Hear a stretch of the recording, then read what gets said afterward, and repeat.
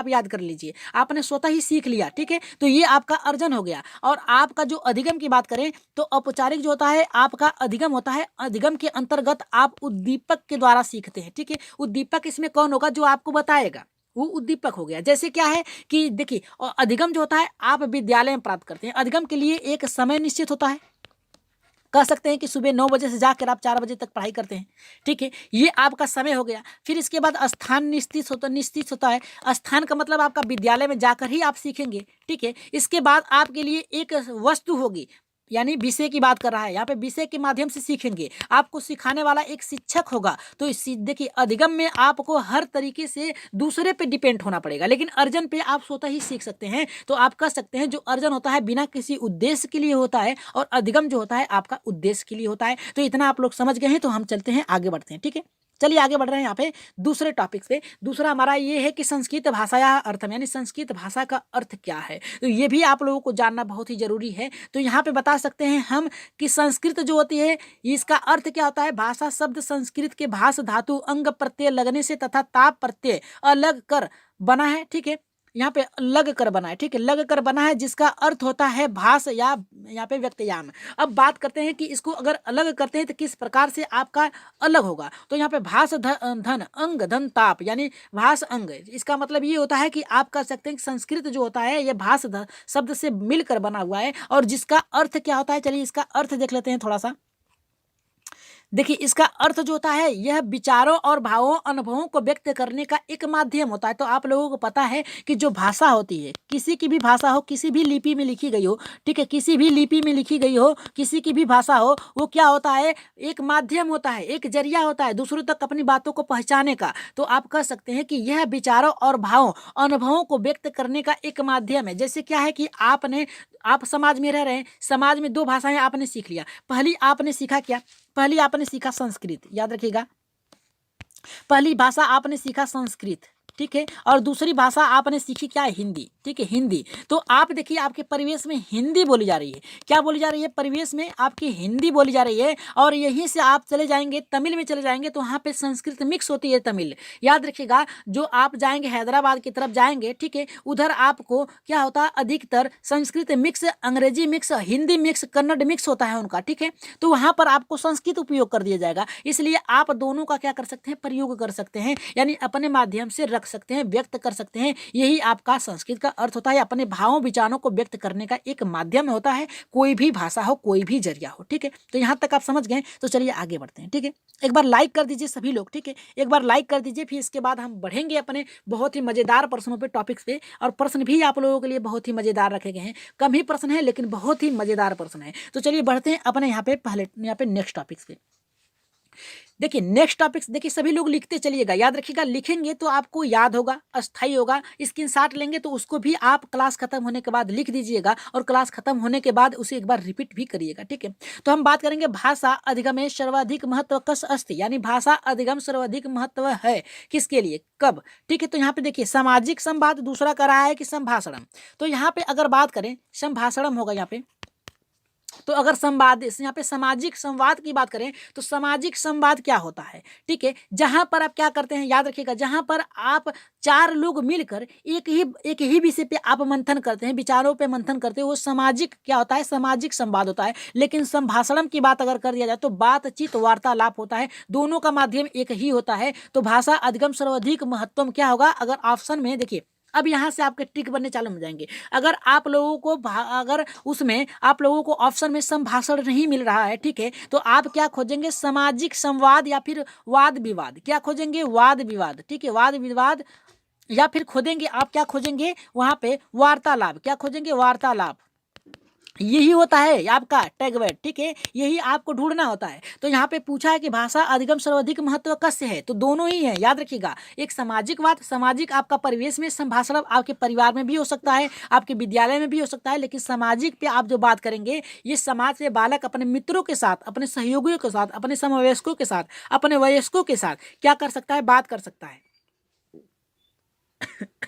यहाँ पे बात करेंगे हम कि अगर इनमें से आपको ढूंढना हो, अगर ये दोनों ना हो तो आपको क्या ढूंढना है। यहाँ पे वार्तालाप ढूंढना है, याद रखिएगा वार्तालाप होता है। संभाषण में होता है बातचीत या फिर वार्तालाप, याद रखिएगा ये आपको ढूंढना है। अगर सामाजिक वाद नहीं मिल रहा है तो आपको क्या ढूंढना है यहाँ पे आमोद प्रमोद, ठीक है, आमोद प्रमोद में होता है बातचीत, ठीक है, ये आपको ढूंढना है। तो यहाँ से आप लोग सीख सकते हैं कि भाषा अधिगम में सर्वाधिक महत्व क्या है, तो सामाजिक वाद विवाद है और संभाषण है, ठीक है। तो यहाँ पे याद रखिएगा ये संभाषण होगा, संभाषण नहीं होगा, संभाषण होगा, ठीक है। आगे बढ़ रहे हैं, एक बार लाइक कर दीजिए जितने लोग हैं, ठीक है। प्रश्न भी आप लोगों के लिए रखे गए हैं। तो बात करेंगे भाषा प्राथमिक रूपम अस्ति, यानी भाषा का प्राथमिक रूप है क्या है। देखिए भाषा के जो प्राथमिक रूप होता है ये दो होते हैं, क्या होता है, एक मातृभाषा होता है, एक सांकेतिक भाषा होता है, ठीक है। सांकेतिक भाषा का प्रयोग कहाँ होता है और मातृभाषा का प्रयोग कहाँ होता है। यहाँ पे देखिए अगर बात करें महात्मा गांधी ने कहा है, क्या कहा है, गांधी जी ने कहा, क्या कहा है, एक बार जान लीजिए। गांधी जी ने कहा है कि प्राथमिक स्तर पे बालक की जो भाषा होनी चाहिए, बालक को जो सिखाने का क्रम होना चाहिए वो कैसी होनी चाहिए, मातृभाषा में होनी चाहिए। बालक की जो सिखाने की गति होती है, जो सीखने का क्रम होता है उसे मातृभाषा में रखना चाहिए। और किसने कहा है, तो महात्मा गांधी ने कहा, याद रखिएगा महात्मा गांधी ने कहा है। लेकिन यहाँ पे पूछा है कि प्राथमिक स्तर पर यहाँ पे भाषा प्राथमिक रूपम क्या है, यानी भाषा का प्राथमिक रूप क्या होता है। देखिए अगर बात करें प्राथमिक रूप, पहले आपकी चलेगी सांकेतिक भाषा, फिर इसके बाद चलेगी यहाँ पे मातृभाषा। सांकेतिक भाषा किस प्रकार से चलेगी एक बार जान लीजिए। जब बालक 0 से 2 वर्ष होता है, इंद्रियों का प्रयोग करता है, क्या करता है, इंद्रियों का प्रयोग करता है, तो उसमें बालक क्या करता है, हाथ पैर नाक का प्रयोग करता है, यानी आप कह सकते हैं संकेतों का प्रयोग करता है, ठीक है, ठीक है। याद रखिएगा शिशुअवस्था में बालक क्या करता है, संकेतों का प्रयोग करता है। लेकिन एक बात और है, संकेतों का प्रयोग आप वहां पर भी करा सकते हैं जिसे सुनाई न देता हो।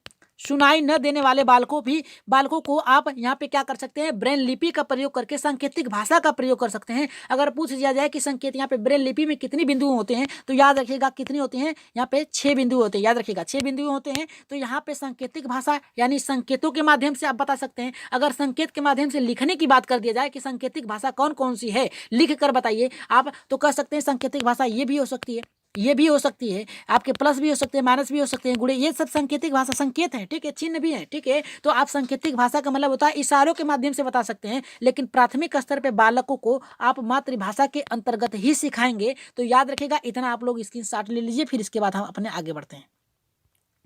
अब देखिए यहाँ पे क्या होता है, यहाँ से आपके प्रश्न किस प्रकार से बनते हैं कि भाषा विकास का माध्यम कौन कौन सा हो सकता है, ठीक है, किस प्रकार से भाषा विकास का प्रयोग आप करा सकते हैं बालकों में। तो यहाँ पे देखिए भाषा विकास अभिव्यक्त्यात्मक होता है, यानी अभिव्यक्ति का मतलब होता है बालक की अभिव्यक्ति, उसके भाव, अभिव्यक्ति में होता है भावों विचारों को क्या करना है, माध्यम के रूप में क्या करना है, उसे रूप में क्या करना है, उसके भावों विचारों को क्या करना है, रखना है, उसके भावों विचारों को सुनना है। फिर इसके बाद क्या करना है, उसके प्रश्नों को तो हल को क्या करना है, शांत करना है। फिर इसके बाद देखिए हमारा क्या कर रहा है दूसरा कि भाषा प्रयोग, ठीक है, भाषा प्रयोग बालक कितनी सहजता से करता है। ये भाषा विकास आपके व्याकरण नियम पर आधारित होता है कि आप कितने अच्छे से बालक को करा सकते हैं। लेकिन यहाँ पे जो बालक का अगर ऑप्शन में आप लोगों को व्याकरण कहीं भी दे रहा है तो उसे नेगेटिव मानिएगा, क्योंकि व्याकरण का प्रयोग आप उच्च कक्षाओं पे करेंगे, याद रखिएगा प्राथमिक स्तर पे आप नहीं करेंगे।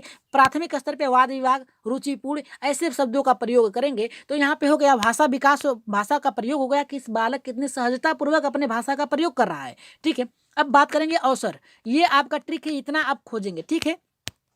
अगर ऑप्शन में आपको दे दिया है कि भाषा विकास बालकों में किस प्रकार से किया जा सकता है, तो याद रखिएगा अभिव्यक्ति के माध्यम से, उनके जो खुद की भाव विचार हैं उसके माध्यम से कर सकते हैं, उनको अवसर दे सकते हैं। यहाँ पे भाषा प्रयोग बालक कितने अच्छे से भाषा प्रयोग कर रहा है, किस क्रम में रख रहा है, कैसे रखना चाहिए, किसे नैतिकता के ऊपर रख रहा है। तो ये भाषा प्रयोग अधिकतर आप लोगों को अगर ये दोनों भी मिले और उसमें आपको अवसर मिल जाए तो आप इन दोनों को काट कर क्या करिएगा, इस अवसर को रखिएगा। वैसे ये तीनों एक साथ नहीं आएंगे। तो भाषा विकास आप करा सकते हैं अभिव्यक्ति, यहाँ पे बालकों की अभिव्यक्ति के द्वारा, भाषा प्रयोग के द्वारा, अवसर के द्वारा, आप लोग यही खोजिएगा, ठीक है। यही आप लोगों का एक टैग वर्ड है, ठीक है। इसमें भाषा विकास में ये आपके टैग वर्ड है। अभिव्यक्ति खोजना है ऑप्शन में आप लोगों को, भाषा प्रयोग खोजना है, अवसर खोजना। जितना याद रखिएगा जितना बालक को क्या करेंगे, बालक को आप क्या करेंगे, अवसर देंगे बालक उतना क्या करेगा, सहजता पूर्वक सीखेगा, रुचि लेगा, क्या लेगा, रुचि लेगा अपने कार्यों में। तो ये आपके अवसर अधिक ढूंढिएगा, ठीक है। आगे बढ़ रहे हैं, यहाँ पे सबसे जब आपके महत्वपूर्ण जहां से आते हैं उसे थोड़ा सा देख लीजिए, यहां से प्रश्न किस प्रकार से आपके बनते हैं, ठीक है। देखिए भाषा अर्जन, ठीक है, भाषा अर्जन का सिद्धांत किसने दिया है एक बार याद कर लीजिए, इसमें थोड़े से और हैं उसको भी बताएंगे हम। भाषा अर्जन की बात किया है तो भाषा अर्जन का सिद्धांत आपको नाम चोम्स्की महोदय ने दिया है। इन्होंने कहा है कि बालक में भाषा अर्जन करने की जो प्रवृत्ति होती है जन्मजात होती है, यानी भाषा अर्जन के ज़्यादा से ज़्यादा महत्व किसने दिया है, बल दिया है किसने, नाम चोम्स्की महोदय ने क्या दिया है। अब इन्होंने कहा कि बालक किस प्रकार से सीख सकता है, तो आपको ऑप्शन में खोजना है कि बालकों में भाषा अर्जन का विकास किस रूप में होता है, किस तरह से हो सकता है। तो ऑप्शन में या तो आप परिवार ढूंढिएगा, या तो समाज ढूंढिएगा, या तो मातृभाषा ढूंढिएगा। प्रथम भाषा शब्द खोजिएगा। अनुकरण को हम कह सकते हैं औपचारिकतम, यानी कह सकते हैं अनौपचारिक, यानी स्वतः ही सीख लेना। तो बात करेंगे परिवार से, तो परिवार से बालक भाषा अर्जन किस प्रकार से सीखता है। देखिए अनुकरण के माध्यम से सीखता है। याद रखिएगा भाषा अर्जन को हम कह सकते हैं अनुकरण की श्रेणी में हम इसको रख सकते हैं। याद रखिएगा परिवार में बालक जो होता है तो उसमें क्या करता है, आपके कार्यों को देखेगा। कभी कभी आप देखिएगा कि आपके घर में अगर छोटा बालक है, जैसे क्रियाएं आप करेंगे वैसे ही कराएगा। जैसे कि अगर आपको विश्वास न हो तो 4 दिन क्या करिए, बालकों के सामने मोबाइल चलाइए आप, ठीक है, अपने छोटे बच्चों के सामने मोबाइल चलाइए, फिर इसके बाद मोबाइल उसके सामने रख के आप चले जाइए। वो देखिए क्या करेगा, दोनों हाथों से क्या करेगा, याद रखिएगा दोनों हाथों से क्या करेगा, उसे चलाना शुरू सीख लेगा। यानी भले ही कुछ ना कर पाए लेकिन उसमें टिपेगा, यानी कुछ ना कुछ करेगा। तो ये परिवार के माध्यम से अर्जन सीख लेता है। अब समाज की बात करते हैं। थोड़े से जब बालक बड़ा होता है तो समाज में रहता है, उसकी संस्कृतियों को सीख लेता है, जो भी हो परिवेश में। अगर परिवेश में 2 भाषा बोली जा रही है तो बालक अनुकरण के माध्यम से क्या करेगा, सीख लेगा। ठीक है, अब बात करेंगे मातृभाषा। बालकों की शिक्षा जो होती है वो मातृभाषा में देनी चाहिए। ये आपके भाषा अर्जन के सिद्धांत के अंतर्गत आते हैं। ये आप खोजिएगा मातृभाषा। और यहाँ प्रथम भाषा अगर पूछ देता है ऑप्शन में आप लोगों को कि ये बताइए बालक के प्रथम भाषा कौन सी होती है, तो कहेंगे विद्यालयी भाषा, मातृभाषा, मातृ पिता दोनों की भाषा, आप कह सकते हैं कि उसके पास पड़ोस की भाषा। तो आप वहां पे क्या खोजेंगे, मातृभाषा खोजेंगे। याद रखिएगा, ठीक है, मातृभाषा जब खोजेंगे तो प्रथम भाषा उसकी वही हो जाएगी जो घर में बोली जा रही है, वही आपकी हो जाएंगी क्या, प्रथम भाषा शब्द, यानी जो घर में बोली जा रही है उसके परिवेश में बोली जा रही है। अगर यहाँ पे मातृभाषा नहीं दिया है तो प्रथम भाषा पे आप देखेंगे। ठीक है, अब बात करेंगे ये सीखता कैसे है, तो अनुकरण के माध्यम से सीखता है, यानी अनौपचारिक, यानी अर्जन के अंतर्गत आएगा। तो आप लोग को यहाँ से अच्छे से पता चली गया होगा कि जो भाषा अर्जन होता है ये नाम चोम्स्की महोदय ने दिया है। और इन्होंने क्या कहा है, यहाँ पे परिवार के माध्यम से बालक सीखता है, समाज के माध्यम से सीखता है, यहाँ पे मातृभाषा के माध्यम से सीखता है भाषा बालक। प्रथम भाषा ये जो होता है उसके परिवेश, उसके घर में जो बोली जाती है, उसके प्रदेश में जो बोली जाती है वो उसका होगा। और अगर यहाँ पे बात करें अनुकरण तो अनुकरण इन सब में चला जाएगा। ठीक है, तो ये हैं आपके नाम चोम्स्की महोदय के भाषा अर्जन के कुछ सिद्धांत। तो ये टैग वर्ड भी आपके यही है। ठीक है, ऑप्शन में यही ढूंढना भी है। अब बात करेंगे भाषा अर्जनम रूपम किम, यानी भाषा अर्जन के रूप कौन है। तो यहाँ पे बात करेंगे सहज रूपम। याद रखिएगा सहज रूपम होगा, यहाँ पे मात्रा होगी एक, यहाँ पे नीचे।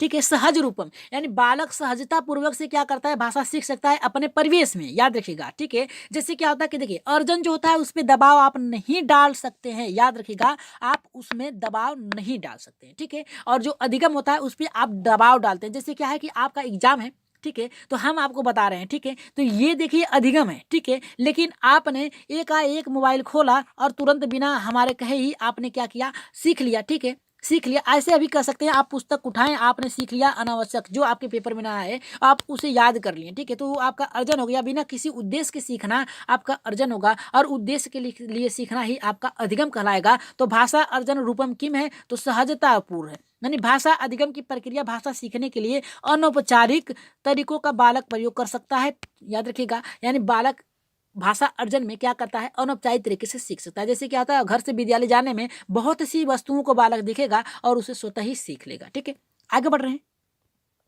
अब यहाँ से आपके प्रश्न किस प्रकार से बनते हैं और हर बार बनते हैं। अभी देखिए जो प्रश्न आएगा, जो टॉपिक्स बनाए गए हैं वहाँ से आप लोगों को किस प्रकार से प्रश्न आते हैं। संस्कृत में भी आएंगे आप लोगों को वही शब्द, आपको हिंदी में भी आएंगे, वही जो प्रश्न होगा वही आपके बाल विकास में भी आएंगे, और वही जो होगा आपका पर्यावरण में भी आएंगे। और उनको इस तरीके से शामिल किया गया है कि आप चारों में उसका प्रयोग कर सकते हैं। तो बात करेंगे संस्कृत, यहाँ पर करा संस्कृत शिक्षण विविधि, यानी संस्कृत शिक्षण के प्रकार। ठीक है, तो बात करेंगे परंपरागत, दूसरा करा है पाठशाला, तीसरा गुरुकुल, और चौथा करा है कि प्राचीनतम। ठीक है, तो अब बात करेंगे परंपरागत। ठीक है, परंपरागत होता क्या है, परंपरागत होता क्या है, एक बार कमेंट करिए तो आप लोग जल्दी से जी एक बार कमेंट करिए, फिर इसके बाद हम आगे बढ़ रहे हैं। ठीक है,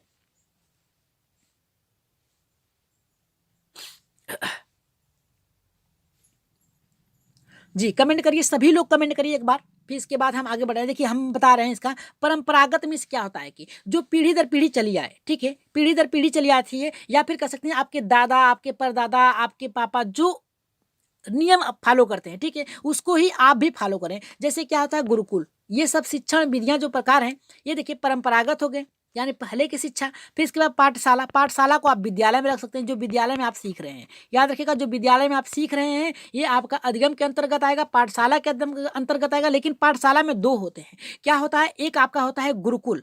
गुरुकुल शिक्षण में क्या होती थी, गुरुकुल शिक्षण पदार्थ जो पद्धति थी, इसमें आप कह सकते हैं कि इसमें शिक्षक ही क्या होता था, केंद्र बिंदु होता था, और आपको जो कहता था आप उसे क्या करते थे, रटते थे। और इसकी एक विशेषता ये थी कि इसमें आपका ज्ञान अस्थायी होता था। किस प्रकार से अस्थायी होता था कि आज जो आपको पढ़ाया गया है, याद रखिएगा आज जो पढ़ाया गया है, सुबह उसको क्या करना था, कंठस्थ करना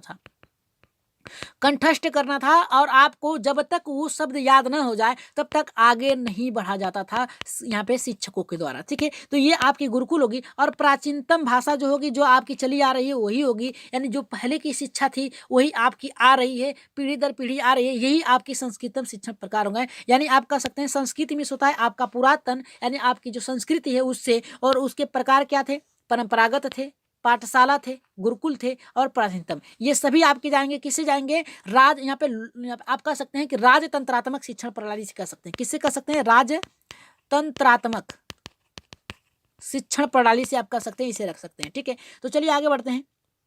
अब जहां से आपके प्रश्न बनते हैं वहां पर भी अब एक नजर डाल लेते हैं, क्योंकि यहां से भी आपके प्रश्न बनते हैं, कई बार बनते हैं, ठीक है। तो चलिए देख लेते हैं यहाँ पे आपके प्रश्न यहाँ से कैसे बनते हैं।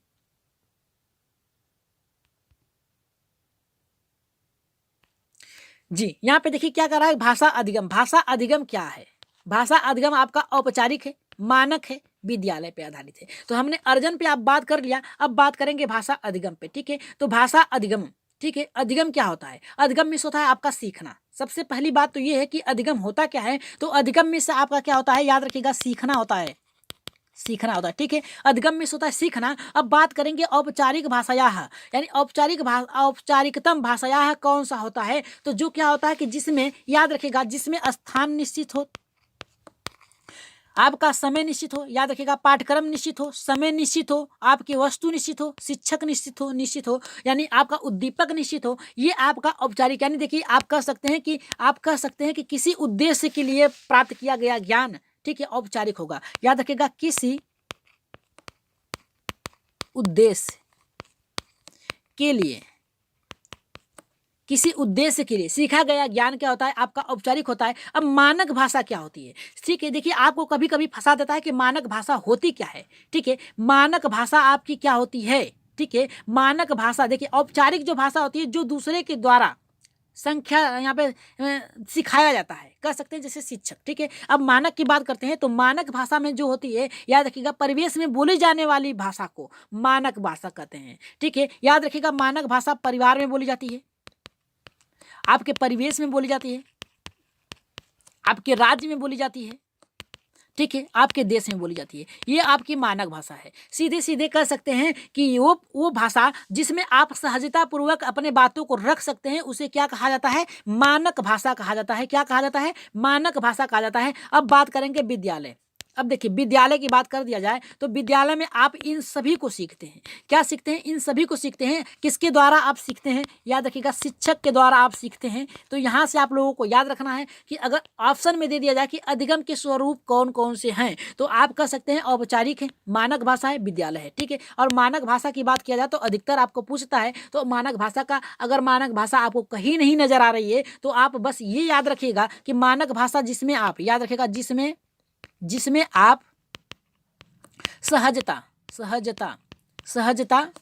पूर्वक क्या करते हैं, पूर्वक का क्या करते हैं, आप बोल चाल सकते हैं, यानी बात कर सकते हैं, ठीक है, पूर्वक बोल सकते हैं, ये आपकी मानक भाषा हो सकती है, ठीक है। आपके परिवेश में, आपके घर में जो बोली जाती है भाषा, ये मानक भाषा हो सकती है। अगर कह दिया जाए कि बालकम शिक्षकम किम, अगर कह सकते हैं, अगर हिंदी में इसको बताया जाए कि बालक को कैसी शिक्षा दे, किस आधार पर शिक्षा देनी चाहिए, तो बालक को उसके मानक भाषा के अनुरूप देनी चाहिए, यानी मातृभाषा के रूप में कह सकते हैं, ठीक है। तब आगे बढ़ते हैं अपने नेक्स्ट टॉपिक्स पे। यहाँ से इसके बाद एक टॉपिक्स और आपके हैं, फिर इसके बाद हम बढ़ेंगे अपने प्रश्नों पे, ठीक है। तो बात करेंगे भाषा अधिगम स्वरूपम की। तो भाषा अधिगम का स्वरूप क्या है, तो याद रखिएगा प्रयासपूर्ण है, हमने सीधे कह दिया कि आपको सीखना है। प्रयासपूर्ण का मतलब क्या होता है कि जब बालक क्या करता है, जब बालक कहाँ जाता है, विद्यालय में जाता है, विद्यालय में जाता है, विद्यालय में जाने के बाद क्या करता है, पाठ्यक्रम के द्वारा, पाठ्यक्रम के द्वारा, फिर इसके बाद क्या करता है, शिक्षक के द्वारा, शिक्षक के द्वारा वो सीखता है, ठीक है। तो ये प्रयासपूर्ण करता है, क्या करता है, इन सभी के द्वारा, विद्यालय में जाएगा, पाठ्यक्रम को खोलेगा, शिक्षक के द्वारा सीखेगा,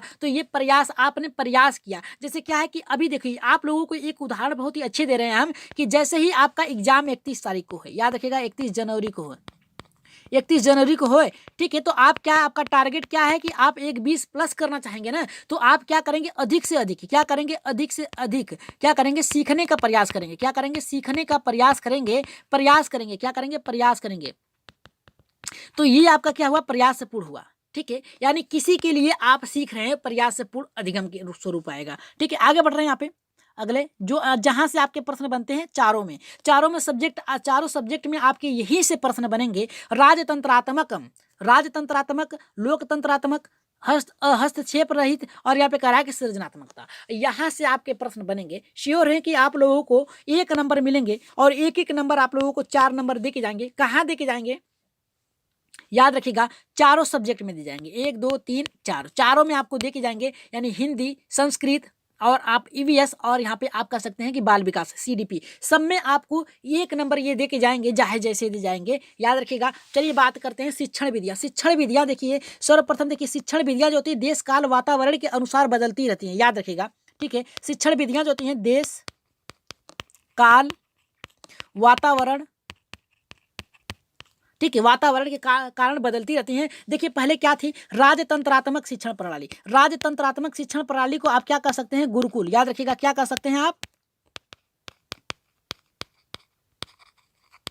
ठीक है, गुरुकुल शिक्षण प्रणाली कह सकते हैं। अब राजतंत्रात्मक शिक्षण प्रणाली में क्या होता था कि उसके केंद्र में कौन होता था, शिक्षक होता था, ठीक है। इसे शिक्षक केंद्रित प्रणाली भी कहा जा सकता था। इसमें क्या था कि जो छात्र होता था उसको प्रश्न पूछने का अधिकार नहीं था, यानी कंठस्थ पे बल देता था। और इसमें क्या था कि बालक मूर्त रूप से सुनता था, जो गुरु सिखाता था उसे केवल सुनता था, और इसके केंद्र में कौन होता था, आप कह सकते हैं कि शिक्षक होता था। और इसे इसलिए राजतंत्रात्मक शिक्षण प्रणाली को आप कह सकते हैं शिक्षक केंद्रित प्रणाली। अब बात करेंगे लोकतंत्रात्मक शिक्षण प्रणाली। इसके केंद्र में कौन होता है, यहाँ पे बालक होता है। और जो इस समय चल रही है, जो इस समय प्रेजेंट में आप चल रहे, बात करें 2021 की, ठीक है, 2021, ठीक है, यानी 20वीं 21वीं 19वीं शताब्दी, ठीक है। आप कह सकते हैं यहाँ पे लोकतंत्रात्मक शिक्षण प्रणाली चल रही है। याद रखिएगा लोकतंत्रात्मक शिक्षण प्रणाली के केंद्र में कौन होता है, तो हम कह सकते हैं लोकतंत्रात्मक शिक्षण प्रणाली के केंद्र में बालक होता है। बालक कैसा होता है, स्वतंत्र होता है, याद रखिएगा, स्वतंत्र होता है अपने बातों को रखने के लिए। ये प्रश्न पूछ सकता है, शिक्षक भी प्रश्न पूछता है,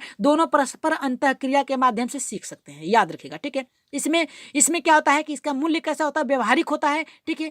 और इसमें जो होता है यहाँ पे जो होता है राजतंत्रात्मक, तानाशाही होता है इसका मूल्य, ठीक है। इसका याद रखिएगा, इसका तानाशाही होता है, तानाशाही होता है, तानाशाही होता है। और यहाँ पे व्यवहारिक होता है, ठीक है, व्यवहारिक होता है, बालक के अनुसार चलता है। तो यहाँ पे याद रखिएगा राजतंत्रात्मक में शिक्षक केंद्रित भी होता है, और लोकतंत्रात्मक में बालक केंद्रित होता है। अब बात करेंगे जहां से आपके प्रश्न बनने के चांस है, अहस्तक्षेपम, मतलब क्या है कि जहां पर बिना किसी रुकावट के आपको सीखा जा सके। जैसे कह सकते हैं आप इस समय पढ़ रहे हैं मोबाइल के माध्यम से, ठीक है, मोबाइल के माध्यम से पढ़ रहे हैं, इसमें आपको कोई रोक नहीं सकता। जब चाहे आप क्लास छोड़ के जा सकते हैं, जब चाहे क्लास को देख सकते हैं, बार बार देख सकते हैं, 50 बार देख सकते हैं। हमें चाहे तो आप 50 बार बुलवा सकते हैं, क्या कर सकते हैं, बार बार रिवीजन करेंगे तो बार बार हम एक ही वर्ड को बोलेंगे, यानी आप जितने बार चाहेंगे हमसे गवा सकते हैं, ठीक है। तो ये होता है आपका बिना रुकावट के आप सीखें, उसे अवरोध रहित या पे सहयोग कहते हैं, ठीक है, सहयोग से। तो बात करेंगे सृजनात्मकता। सृजनात्मक मतलब होता है कंप्यूटर के द्वारा सीख रहे हैं, पुस्तक के द्वारा सीख रहे हैं, नए नए ज्ञान के द्वारा सीख रहे हैं,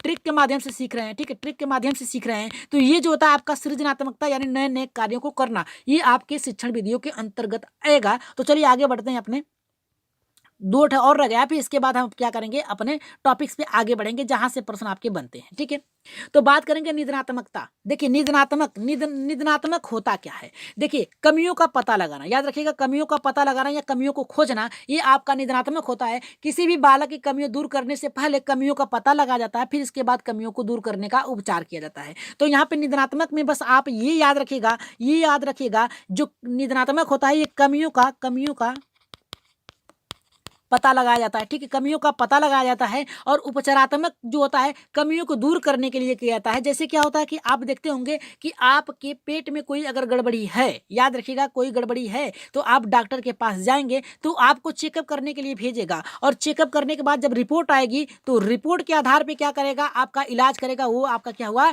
उपचारात्मक होगा। जो रिपोर्ट तैयार होगी वो आपका क्या हुआ, निदानात्मक, यानी कमी का पता लगाना आपका क्या हुआ, यहाँ पे निदानात्मक हो गया। और जो कमी को दूर किया जाता है, ठीक है, उपचारात्मक होता है। तो इतना याद रखिएगा कि जो निदानात्मक होता है उपचारात्मक से पहले आता है। ठीक है, चलिए आगे बढ़ते हैं अपने नेक्स्ट टॉपिक्स पे, जहां से प्रश्न बनने की संभावना है। सभी पे प्रश्न बनेंगे और लास्ट में एक और टॉपिक्स रह गया, फिर इसके बाद हम अपने प्रश्नों पे आगे बढ़ेंगे। ठीक है, बात करेंगे यहाँ पे संस्कृत शिक्षण के उद्देश्य। ठीक है, संस्कृत शिक्षण के उद्देश्य क्या है, संस्कृतम शिक्षणम उद्देश्य किम, यानी संस्कृत शिक्षण के उद्देश्य क्या है। तो संस्कृत शिक्षण के उद्देश्य जो होते हैं आपके ज्ञानात्मक लक्ष्य, यानी ज्ञानात्मक लक्ष्य को प्राप्त करना ही आपका क्या होता है, संस्कृत शिक्षण का उद्देश्य। देखिए कोई भी शिक्षण हो, याद रखिएगा, कोई भी शिक्षण हो, ठीक है, कोई भी शिक्षण हो, उसका मूल्य कैसा होता है, आपको ज्ञान प्राप्त कराना होता है। ठीक है, उसका उद्देश्य क्या होता है, ज्ञान प्राप्त कराना होता है। ठीक है, तो संस्कृत शिक्षण का उद्देश्य जो होता है ज्ञानात्मक लक्ष्य को प्राप्त करना होता है। अब इसके अंतर्गत दो आते हैं। ठीक है, इसके अंतर्गत दो आते हैं, ज्ञानात्मक पक्ष के अंतर्गत, लक्ष्य के अंतर्गत दो आते हैं। पहला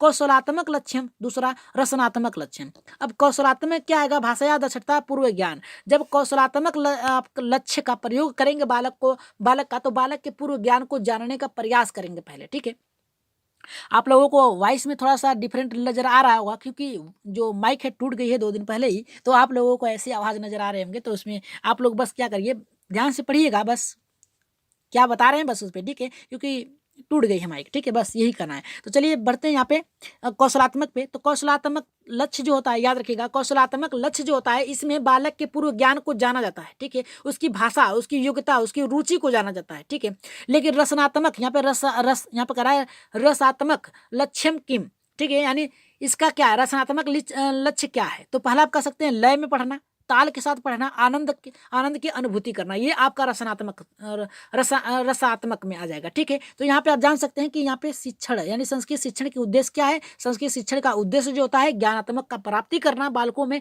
ठीक है, यहाँ इसके 2 अंग होते हैं, पहला होता है आपका कौशलात्मक, दूसरा होता है रचनात्मक। ठीक है, आगे बढ़ रहे हैं यहाँ पे अपने प्रश्नों पे। अगर प्रश्न करने के लिए आप लोग तैयार हैं तो एक बार जल्दी से यस कर दीजिए, क्योंकि यहाँ से प्रश्न आप लोगों के बहुत ही अच्छे तरीके से करना है। ठीक है, जल्दी से एक बार यस करिए। और जो लोग नए अभी तक सब्सक्राइब नहीं किया हमारे चैनल को, तो जल्दी से क्या करिए, सब्सक्राइब कर लीजिए सभी लोग। ठीक है, सब्सक्राइब करने के साथ साथ बेल आइकन का बटन भी दबा लें, ताकि लाइव आने पर आप लोगों के पास नोटिफिकेशन आ जाए। तो एक बार शेयर कर दीजिए। एक बार फिर आप लोगों से निवेदन है कि एक बार अपने ग्रुपों में शेयर कर दीजिए। ठीक है, बस यही निवेदन है आप लोगों से। तो एक बार इस प्रश्न को पढ़िए, तब तक थोड़ा सा पानी पी लें हम, और आप लोग प्रश्न को पढ़िए, उत्तर दीजिए जल्दी से।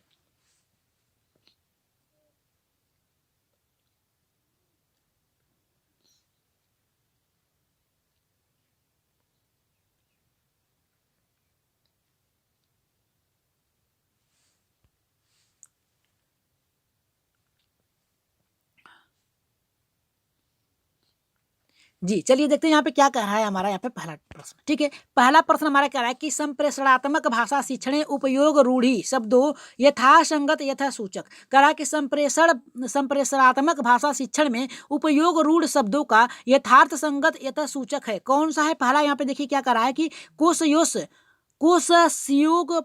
प्रयोगम अर्थम च, दूसरा कह रहा है कि अर्थ रूपम च, दूसरा करा है कि ध्वनि शास्त्र व्याकरण च, तीसरा करा है व्याकरण ध्वनियम च। तो इसका राइट आंसर यहाँ पे क्या जाएगा, पहले का। जी, पहले का राइट आंसर क्या जाएगा, आपने ऊपर ही पढ़ा है। ठीक है, लय ताल में पढ़ना है, जस्ट ऊपर ही पढ़ा है आपका रचनात्मक में। तो इसका राइट आंसर यहाँ पे क्या जाएगा। ठीक है, तो इसका राइट आंसर क्या जाएगा हमारा यहाँ पे, देखिए इसका राइट आंसर जाएगा किसके साथ जाएगा, यहाँ पे तीसरे के साथ जाएगा। देखिए इसने कहा क्या था कि संप्रेषणात्मक भाषा शिक्षण में उपयोग रूढ़ि शब्द ध्वनि शास्त्र व्याकरण को सूचित करता है। याद रखिएगा किसको करता है, यहाँ पे ध्वनि शास्त्र को यहाँ पे करता है। संप्रेषण में होता है, आप याद रखिएगा, ऐसे ही पकड़ सकते हैं। संप्रेषण में होता है क्या है, संप्रेषण में होता है भेजना। क्या होता है भेजना। जब भेजेंगे तो किसी चीज का तो आप सहारा लेंगे, बोलने का ही सहारा लेंगे ना। तो जब बोलेंगे तो उसे क्या कर सकते हैं, ध्वनि शास्त्र कर सकते हैं। ध्वनि निकलेगी आपके मुख से तो उसे क्या कहते हैं, यहाँ पे ध्वनि शास्त्र व्याकरण कर सकते हैं। ठीक है, व्याकरण के अभ्यास द्वारा क्या कर सकते हैं, संस्कृत पढ़ाई जा सकती है। ठीक है, ध्वनि शास्त्र का ज्ञान कराया जा सकता है। ये दोनों रूढ़ शब्द संप्रेषणात्मक भाषा शिक्षण के लिए उपयोगी होते हैं।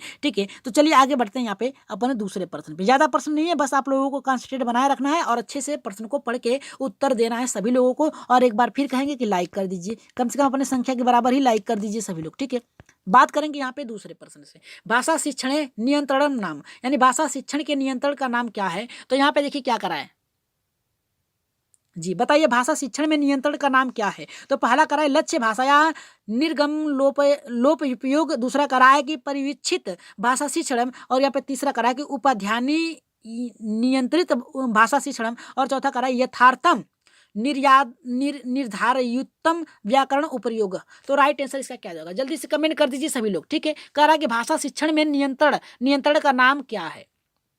ठीक है, किस प्रकार है तो बता सकते हैं आप, जल्दी से बताइए इसका जी। इसका राइट आंसर क्या जाएगा, जल्दी से बताइए। इसका पहला होगा, दूसरा होगा, तीसरा होगा, चौथा होगा। लक्ष्य भाषा की बात किया है, परिवीक्षित की बात किया है। ठीक है, भाषा शिक्षण की बात किया है, यहाँ पे करा है उपाध्याय नियंत्रित की बात कर रहा है, और यहाँ पे कह रहा है यथार्थ निर्धारित व्याकरण उपयोगी, यानी कह रहा है कि भाषा शिक्षण के नियंत्रण को किस प्रकार से आप सही कर सकते हैं। आपको पता है कि भाषा शिक्षण को नियंत्रित करने के लिए, यानी आपकी जो टूटी फूटी भाषा है, याद रखिएगा, उसे नियंत्रित करने के लिए आप किसका प्रयोग करते हैं, व्याकरण का प्रयोग करते हैं। किसका प्रयोग करते हैं, व्याकरण की प्रयोग करते हैं। तो देखिए इसमें व्याकरण कहाँ पे दिया है जी, यहाँ पे सीधे सीधे नजर आ रहा है आपका, किसके चौथे के साथ जाएगा, यथार्थ निर्धारितुम व्याकरण से उपयोगम, यानी व्याकरण का उपयोग करके आप क्या करते हैं, भाषा शिक्षण को नियंत्रित कर सकते हैं। ठीक है, तो चलिए आगे बढ़ते हैं अपने दूसरे प्रश्न पे। एकदम राइट आंसर आप लोग देते चलिएगा सभी लोग। ठीक है, ये संस्कृत ऐसा है कि जल्दी किसी को समझ में नहीं आता, जिसको आ जाता है ना तो वो क्या करता है, बस देख कर उड़ाते रहता है। ठीक है, तो चलिए आप लोग भी उड़ाइए इन प्रश्नों को। ठीक है, चलिए देखते हैं यहाँ पे तीसरा प्रश्न क्या कर रहा है। यहाँ पे कह रहा है कि शिक्षा समृद्ध मूलभूत अधिकार संविधान से नेन परिष्करण का कार्यान्वित कृत। यहाँ पे देखिए क्या कहा है, यहाँ पे कि यहाँ पे शिक्षा संबंध, यानी शिक्षा से संबंध मूलभूत अधिकार संविधान के यहाँ पे कह रहा है परिकीक्षित कार्यान्तिकृत, यानी कह रहा है हमारा यहाँ पे कि यहाँ पे शिक्षा से संबंधित मूलभूत अधिकार संविधान के किस, यहाँ पे कह रहा है किस कर्तव्य से आया है। तो पहला यहाँ पे कह रहा है, देखिए यहाँ पे कि संविधान से यहाँ पे कह रहा है वेसितेस मेन परिष्करण, और यहाँ पे दूसरा कह रहा है कि संविधान से खड़ में से परिष्करण, और यहाँ पे तीसरा करा कि संविधान से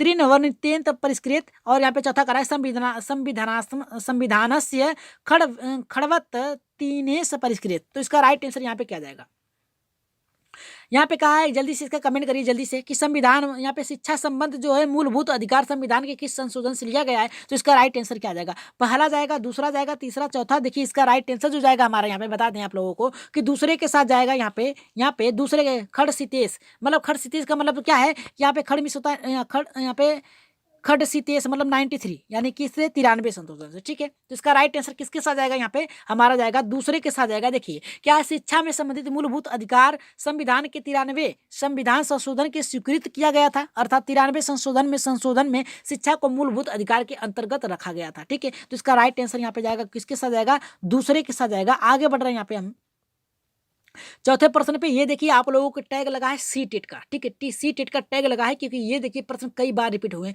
3 बार रिपीट हुए हैं, याद रखिएगा, इसलिए इसे रखा है। जितने प्रश्न रिपीट हुए हैं बार बार 3 से 4 बार, उसे क्या है रखा गया है ऐसे ही लोगों के साथ। तो आप लोग बहुत ही अच्छे तरीके से ऐसे प्रश्नों को पढ़ लीजिएगा। ठीक है, तो बात करेंगे यहाँ पे उच्च प्राथमिक स्तर पाठन कौशल परिक्षेतुम उत्तम उपाय। ठीक है, कह रहा है यहाँ पे, देखिए क्या कह रहा है कि जी उच्च प्राथमिक स्तर पे पाठन कौशल के यहाँ पे कह रहा है कि परीक्षण का सबसे उत्तम उपाय है क्या है। तो यहाँ पे देखिए क्या कर रहा है कि उच्च प्राथमिक स्तर, यानी उच्च प्राथमिक स्तर पे पठन कौशल, यानी पढ़ने के कौशल को परिक्षेतम, यानी कह रहा है हमारा यहाँ पे कि परिक्षेतम यानी परीक्षण का उत्तम उपाय क्या है, यानी प्राथमिक स्तर पर पठन कौशल के परीक्षण का उत्तम उपाय क्या है। तो पहला यहाँ पे देखिए क्या कर रहा है कि यहाँ पे कह रहा है कि निगदित पाठ्य पुस्तक को उपयोग, दूसरा कह रहा है कि कठिनतम पाठ्य अनुच्छेदनाम उपयोग है। और यहाँ पे तीसरा करा है कि उचित कंठास्थीकरणम अदिष्टपूर्वारणम अनुच्छेदनाम उपयोग। और यहाँ पे चौथा करा है कि अभिजात काव्यानामेम संग्रह उपयोग। तो इसका राइट आंसर क्या जाएगा? करा यहाँ पे कि नित्य दित पाठ्य पुस्तक का उपयोग, यानी रोज रोज पाठ्य पुस्तक का उपयोग करें। दूसरा करा है कि कठिन कठिन कठिन पाठ के उपयोग शब्दों का अर्थों को उपयोग करें। यहाँ पे करा है उचित कंठ, यानी एक अच्छे तरीके से दृष्टिपूर्वक या दृष्टिपूर्वक अनुच्छेदनाम उपयोग, यानी उसके अनुच्छेदों को प्रयोग करें। और करा है कि अभिजात काव्याम संग्रह, यानी उनके जो शब्द हैं उसको लिखने के लिए कहें। तो इसका राइट आंसर यहाँ पे क्या जाएगा? जी, इसका राइट आंसर आप लोग देख सकते हैं कि यहाँ पे करा है उचित यहाँ पे करा है उचित कंठास्थीकरण करा के दृश्यनाम अनुच्छेदम उपयोग। तो इसका मतलब है कि प्राथमिक जो उच्च प्राथमिक स्तर पे पाठन कौशल के शिक्षण का सबसे उपयुक्त जो उपाय होता है उचित एवं कठिन स्तरों के दृष्टिपूर्वक एवं अनुच्छेदों का उपयोग करें। ठीक है, तो इसका राइट आंसर क्या जाएगा हमारे यहाँ पे? किसके साथ जाएगा? तीसरे के साथ जाएगा। जितने लोगों का तीसरा एकदम देखें तीसरे जितने लोगों का एकदम राइट आंसर है। ठीक है, तो बता दें कि मोबाइल तो है नहीं आप लोगों को कमेंट देखने के लिए, फिर भी देख लेते हैं आप लोगों को। ठीक है, चलिए आगे बढ़ते हैं। यहाँ पे 5वें प्रश्न पे बात करेंगे। यहाँ पे हम अपने 5वें प्रश्न में 5वें प्रश्न पे ये बात करेंगे कि छात्राणाम स्वायत्ता प्रोन्नतिकुर्तुम परिणाम कार्येषु मार्गेसिकस। तो इसका राइट आंसर क्या जाएगा? जल्दी से यहाँ पे करिए। यहाँ पे छात्रों से जल्दी से इसका आंसर बताइए जल्दी से आप लोग।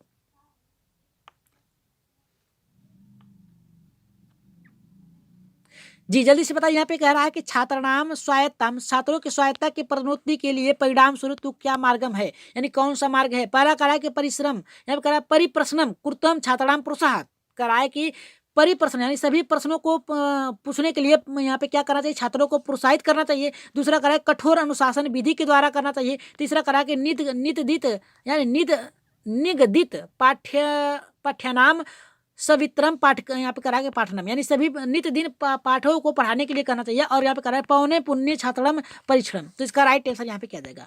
जल्दी से कमेंट करिए।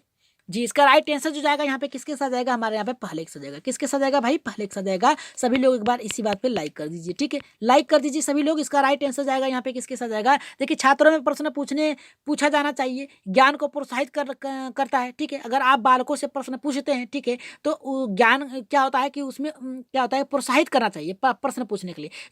इसमें उनमें यहाँ पे अध्ययन के प्रति क्या होता है? विशेष रुचि बनती है। ठीक है, प्रश्नों का सटीक उत्तर देना उनकी अपनी ज्ञान गरिमा, ठीक है, ज्ञान गरिमा इनकी खुद की स्वायत्ता जो है उसको बोधक होता है, यानी रुचि लेते हैं पढ़ने में। सीधे सीधे कह सकते हैं रुचि लेते हैं। अगर उनको क्या करना चाहिए? प्रोत्साहित करेंगे। तो इसका राइट आंसर किसके साथ जाएगा हमारा भाई? पहले के साथ जाएगा। और सभी लोग सर अच्छे से एक बार लाइक कर दीजिए। सभी लोगों से निवेदन है कि एक बार लाइक कर दीजिए।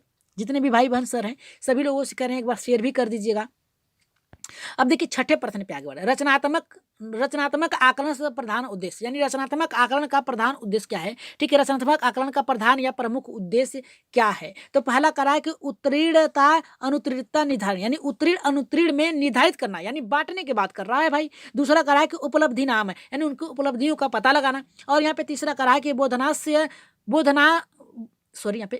अध्ययनों उन्नतिकरण, यानी बोधन यानी सीखने के कारणों में उन्नति करना। और यहाँ पे चौथा करा है कि छात्र दोषों अन्वेषण, यानी छात्रों के दोषों को खोजना। तो इसका राइट आंसर यहाँ पे क्या जाएगा? जल्दी से कमेंट कर दीजिए भाई सभी लोग।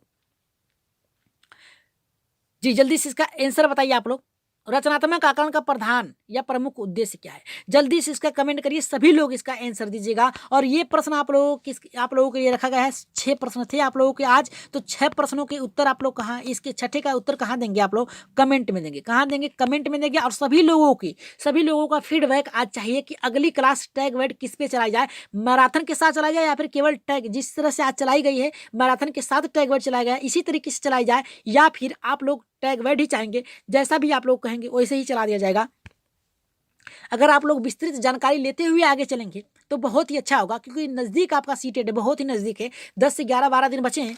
ठीक है, तो आप लोगों को बहुत ही अच्छे तरीके से समझते हुए चलना है। तो देखिए ऐसा नहीं है कि बस टैग वर्ड जान लिए, ठीक है, ऐसा नहीं होता है।